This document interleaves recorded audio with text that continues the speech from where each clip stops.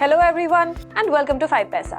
आज के वीडियो में हम पोजिशनल ट्रेडिंग स्ट्रैटेजी के बारे में समझेंगे और साथ ही आप इसे कैसे यूज कर सकते हैं वो भी जानेंगे। लेकिन वीडियो शुरू करने से पहले as usual please like, share and subscribe to the 5 Paisa YouTube channel and don't forget to hit the bell icon for notifications.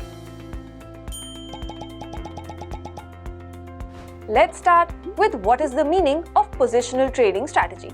Positional trading एक ऐसा तरीका है जिसमें आप स्टॉक्स में लंबे समय के लिए निवेश कर सकते हैं, जो कि कुछ हफ्तों या फिर कई महीनों तक का हो सकता है। इसका मकसद लॉन्ग टर्म फायदे को लेना होता है और ये स्ट्रैटेजी इंट्राडे से बिल्कुल अलग है, जिसमें आप रोज स्टॉक्स का लेन देन करते हैं और बाजार में हो रहे छोटे से छोटे बदलाव का फायदा लेने की कोशिश में रहते हैं। इस स्ट्रैटेजी में किसी भी स्टॉक को पढ़ने के लिए उसका फंडामेंटल और टेक्निकल एनालिसिस किया जाता है और उसके पुराने ट्रेंड को निकाला जाता है, जिस पे निर्भर होकर आप आने वाले समय के लिए दाव लगा सकते हैं। So how is this strategy used? Positional trading strategy का यूज पैसिव ट्रेडर्स करते हैं और वो डे ट्रेडर्स की तरह हर वक्त बाजार में नजर नहीं रखते, बल्कि इनकी नजर एक लिमिटेड समय में अच्छा प्रॉफिट कमाने पे ही रहती है। पर इसका मतलब ये नहीं है कि इस स्ट्रैटेजी में कोई रिस्क नहीं होता।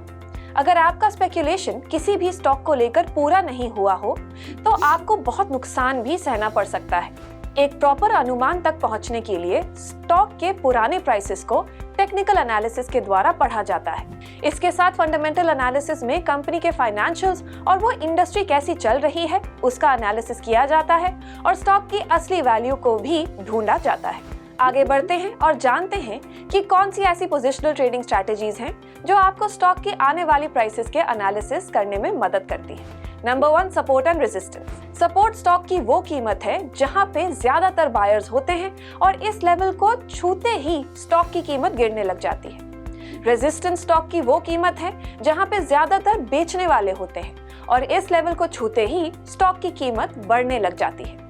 इन इंडिकेटर से आप स्टॉक के गिराव और चढ़ाव को पढ़ सकते हैं। जब कीमत रेजिस्टेंस की तरफ हो तब आपको स्टॉक खरीदना चाहिए और जब सपोर्ट की तरफ हो तब आपको स्टॉक बेचना चाहिए।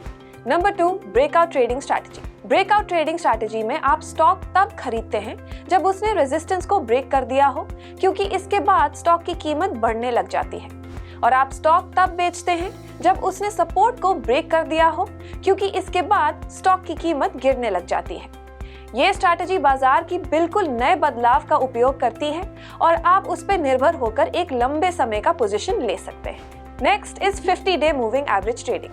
50 डे मूविंग एवरेज का मतलब होता है स्टॉक के प्राइसेस का पिछले 50 दिन का एवरेज, जो कि एक ट्रेंड को दर्शाता है।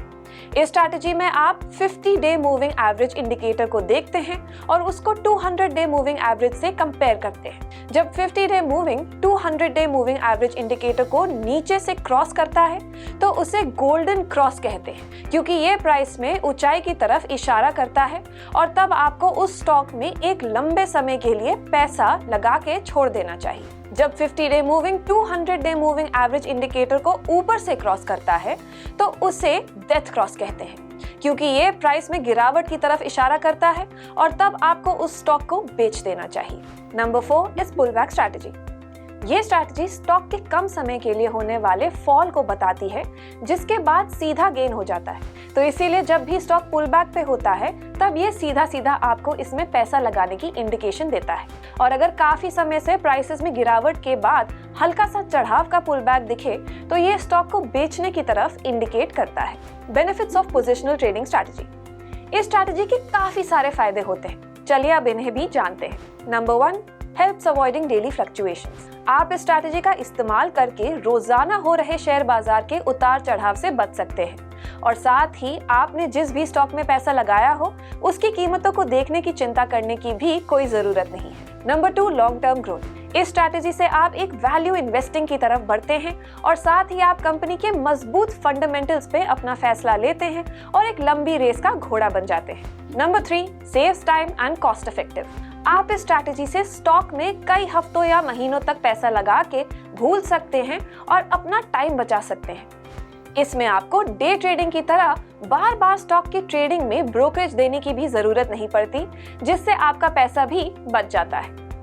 नंबर 3, अ डिपेंडेबल स्ट्रैटेजी। क्योंकि इसमें स्टॉक के हर एंगल को पढ़ा जाता है, फिर वो चाहे टेक्निकल हो या फंडामेंटल।